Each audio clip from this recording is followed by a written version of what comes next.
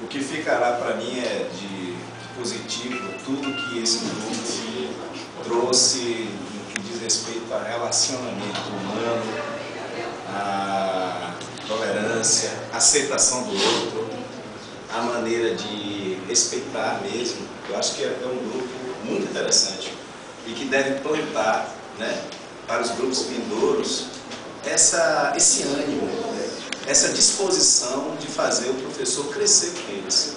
Então eu, acima de tudo, aprendi com um grupo que é esse grupo do Colégio São Paulo. Um grupo que me ajudou a crescer enquanto pessoa, me ajudou a repensar enquanto projeto. E o que eu acho que a maior lição que eles vão deixar, não só para o futuro, como para hoje mesmo, é essa lição da convivência. Eu realmente gostei muito de ter trabalhado com vocês. É sério.